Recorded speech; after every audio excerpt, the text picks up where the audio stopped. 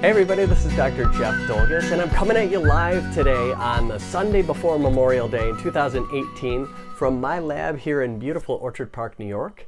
And I wanted to share my thoughts with you this morning because when I walked into my lab, I had a box waiting for me outside my door, and I wasn't sure what it was because it was upside down. So of course in today's terror-ridden world, you think, oh my God, a bomb.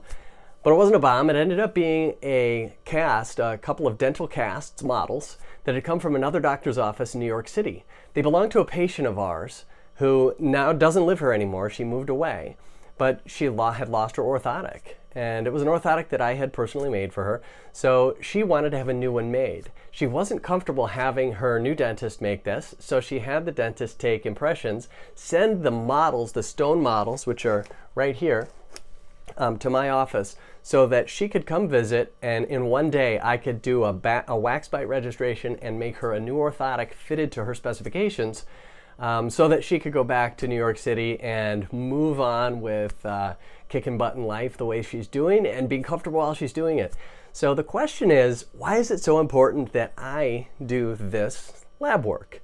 And I've had this question for years, and I didn't always do my own lab work. In fact, when I started seeing TMJ patients, I sent in fact, all of my lab work to local labs and non-local labs, and I sent orthotic devices and impressions to many different laboratories to find out what was comfortable for patients and what was most predictable for us. And what I've come to find out is that if I make these devices myself, I know what I'm putting in there. I know that and one of the most important elements, and I don't know if I can stress this enough, is I'm making these with love. And a lot of you may scoff at that or roll your eyes at that idea, but this is something that it started to become clear to me when I began studying Reiki and vibrational energy medicine and things like that more than a decade ago. And I started to realize that there was a power in intention. So that when I sit down in a lab in front of a patient's stone models of their teeth, and I know who they are, and I have an image of them in my mind, and I have an intention in my mind, as I take this powder and this liquid, which is an acrylic polymer. The powder and liquid go through a chemical reaction as they're setting, and they polymerize, they crystallize. As that crystallization is taking place, my thoughts and my intentions and my hopes and my visions and this patient's clinical objectives and what they want, their goals in this treatment, all of that goes into this polymerizing acrylic as it's setting. Now you may not believe that that has any power whatsoever, but science is beginning to catch up with some of these much, much older ideas. And we're starting to see that things that are made with intention and things that are made with love tend to be better in terms of quality or comfort or desirability than things that are not. Now, anybody who had a grandmother who made great chocolate chip cookies or great chicken paprikash like my grandmother, you know that you can get these recipes, you can follow it to the letter, you can make these recipes just like it says on the paper, but somehow it doesn't come out like your grandmother used to make it.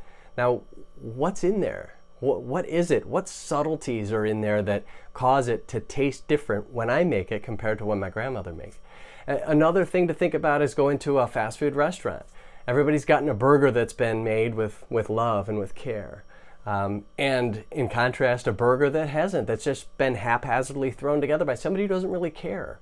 So the question here, when you're having an orthotic device that you may have paid a lot of money for, when you're having that made for your mouth, in order to improve your comfort and in order to help you increase your ability to function and ability to thrive and ability to feel great, do you want that made in a haphazard way by somebody who doesn't care, somebody who doesn't know you, somebody who doesn't have your picture, your image in their mind when they're doing this, somebody who doesn't know what your objectives are with treatment? They're not all the same. Everybody doesn't want to stop clicking. Everybody doesn't want to get rid of headaches. Some people have ringing in their ears. Some people have neck pain. Some people have other neurological symptoms that are much more difficult to manage and treat.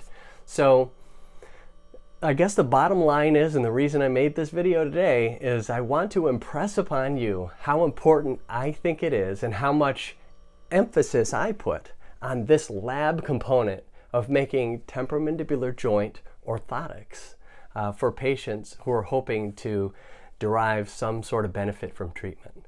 So it's not just a little piece of plastic. There's a lot that goes into that. And I want to make sure you all know that when I'm here, when I'm in this lab, that's what I'm focused on. So I hope this information is helpful to you. This video is kind of out of the norm for the TMJ tricks and TMJ tips. So I'm just going to throw it in there. I'd love to hear your comments at the end. Any questions that you have, please put them down there in the comment section and I'll address them as soon as I see them. So I hope you have a great day. I hope you have a great weekend. Go forth, prosper, and I'll see you next time.